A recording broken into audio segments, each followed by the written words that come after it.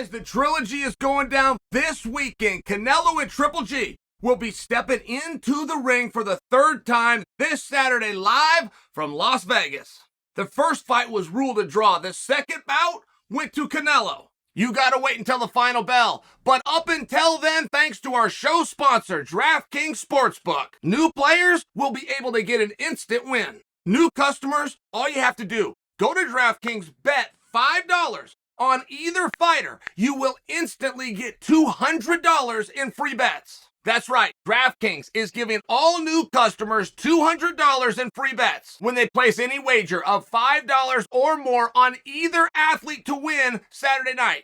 If sports betting is not available in your state, you're free to play DraftKings Daily Fantasy, where they've been innovating even more ways to win cash. DraftKings has been around for a while, so you know your funds are safe. You can withdraw your cash anytime and from anywhere that you want. DraftKings has so many ways to make watching sports more exciting. So go download the DraftKings Sportsbook app right now. New customers use promo code Sonnen and receive $200 in free bets instantly when placing a $5 wager on either fighter to win. That's promo code Sonnen only at DraftKings Sportsbook.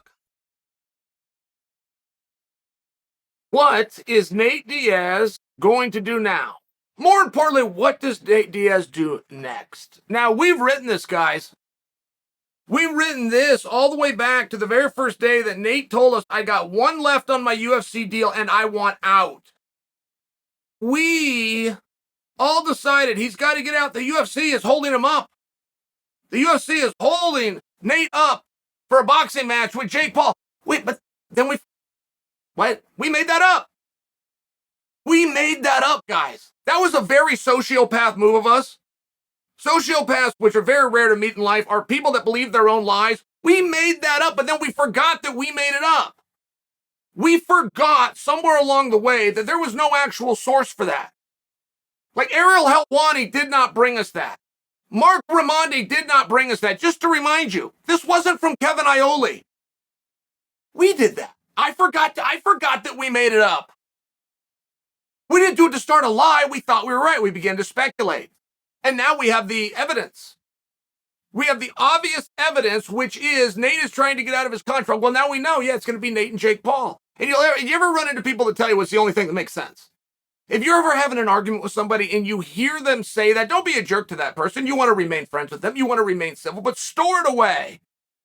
That you're now not with a sophisticated person. And if you ever catch yourself guessing how something is going to end, and the words coming out of your mouth to your adversary in the debate are it's the only thing that makes sense, realize that you've just lost. Whenever somebody tells you it's the only thing that makes sense, okay, they are telegraphing and autographing for you the limited capacity of their own imagination. Whenever somebody says it's got to be because that's the only thing that makes sense, they've just told you that their ability to imagine and to be creative has come down to one thing. And those people are generally wrong. How many times have you ever heard somebody say, what's the only thing that makes sense? How many times have you heard them say that and then a little time goes by and it turns out that they're right? But this is what we did to Nate. With all of that said, I think that it's still an option that is very likely a leading candidate on the table. I think if Nate Diaz is the shiny trinket, right, and everybody was ready to do this fight with in mind how you're going to put a Band-Aid on the idea that Nate just got beat. He was a 12-1 underdog. He was expected by the public to be beat, but we still wanted to see him versus Jake Paul. Now, if you were to do that, if Diaz goes out and gets destroyed, which is what 12-1 means, if he goes out and he gets destroyed, meanwhile, Jake beats Anderson. Jake's going to be this great, shiny thing, and Nate's going to be a guy that you love, but you're still got a little crowd control to do over here. They still thought they could do a massive fight. We were in a very different spot now. That shiny trinket of Nate Diaz has never glimmered so bright, not in all of his days. Not even after the night that he upset the Irishman known as Conor McGregor, and that was a massive night. He has never been as beautiful and monetizable of a marquee as he is right now. Now, if Jake was to go and get the rub over Anderson, boom, I think we're right back here and we've got something really massive. But guys, we made that up. Why do we think that that's what Nate's going to go do? Why have we decided that? And if Nate is the shiny trinket, then how about if Anderson beats Jake? I mean, one thing that fight is going to need before that fight gets here is, what are they fighting for? Like, that has to be figured out in all fights if you want them to be big. What is on the line? It can't just be a little bit of money and a little bit of prestige. It can't be that. It's got to be something bigger because it's the main event. What is on the line? Drawing into Nate Diaz. It's a good answer. I don't know that it is the answer. I'm just sharing for you. If that's the direction that we're going and that's what Jake is looking for, that same conversation I believe should be had with Anderson Silva. And I believe if that's the way you're going, come and tell the audience and come and tell us ahead of time. Now save that thought, because we're back to making things up. We don't know what's next for Jake. As a matter of fact, it was a week ago that Jesse on Fire alerted me, and it was the first thing that I saw in the morning, that Brett Okamoto had tweeted out that Nate Diaz is going into the promotion business. As a matter of fact, will be applying for his promoter's license soon. All right. Well, now we got it. He's going to go off and be a promoter. But what does that mean? And the couple of details that we have is Nate comes out and tells us he's going to go do something in that world. He was very clever, like a real gangster will be, with the words that he used. It wasn't what he said, it's what he didn't say. And you guys will remember, it's very hard to break that down. Joe Rogan even tried to pin him down. But Nate was ready. Nate didn't really let us know. He definitely left us with the conclusion that he's going to go off and be a promoter, but he's going to do all things combat: boxing, kickboxing, grappling, and mixed martial arts. Okay, great. Once we understand that, why do we assume he's going to put himself in the show? I mean, why do we assume that? Just because that's what we've seen before? The world's best promoter, Dana White, because Dana White puts himself on so many cards? Is that why we just assumed that Nate would do that? Scott Coker, who loves martial arts, went and got a promotion business, and Scott has headlined so many of his own events, so we just figured Nate's going to go do the same thing. Bob Arum and Eddie Hearn, the only two names that even matter in the world of boxing, are because they got a promotion and they made themselves feature matches. Nate might do that. Nate might go put himself out there. And by the way, it won't be undone. Floyd Mayweather's done that for years. Golden Boy Promotions. Golden Boy stuck himself out there. I mean, you can go do it. I wouldn't write it off. But how many times is Nate going to fight? How many times has Nate been fighting? Once a year? Twice a year? I don't believe he kept the 3-time-a-year schedule for a meaningful period of time. Not since maybe just right coming off The Ultimate Fighter. I think he's been more limited. I'd have to look that up.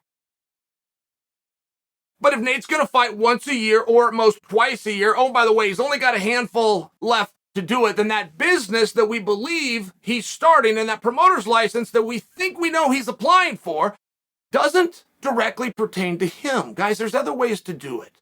Have you ever followed, have you ever studied, have you ever read about Seinfeld? The worst actor on Seinfeld, not even close, was Seinfeld. The best actress, by the way, on that whole program, and not even close, was Julia Dreyfus, for sure. You guys don't disagree with that. And they all did very well. You slip the George and the Kramers, you bring in Uncle Leo, you get Newman and some of these recurring guys, they all did very well, very, very well. But Jerry became a billionaire, and only Jerry. Now, Jerry was there for the same time that they were. He read just as many lines as they did. People tuned in to see them as much as they did for Jerry. Jerry became a billionaire. Why? Well, Jerry owned it. When Seinfeld goes into syndication, I'm going real quick for you here, but when Seinfeld goes into syndication and TBS goes out and buys the rights to it for 5 years, and they want to pay $300 million for those 5 years, they pay that to Jerry. Jerry is under no legal obligation or even an ethical obligation, right? You have industry standards. Nobody else before been in the role of producer and then came and kicked it back to the cast. That's never happened. And Julie and George and Kramer, we're not expecting them to do that. You've got a product. You've got the rights to do this. Go do it. Oh, by the way, when those 5 years and that $300 million got exhausted at TBS, TBS bought it for another 5 years, but this time for $350 million. Now, Jerry can go out and keep on doing those deals. When we talk about he's a billionaire now, those tapes aren't gone. That's not getting pulled off of TV. He is very likely to go make another $1 billion. Now, I'm going to give you a real fast rundown of this business, of which nobody understands. But I have begged for you guys. I have begged and pled for you guys that have wanted a front job with the money team. You want to get in the promotion business. You want to get your resume to Floyd Mayweather. You want to get picked up. I have begged you to understand the money team's not real.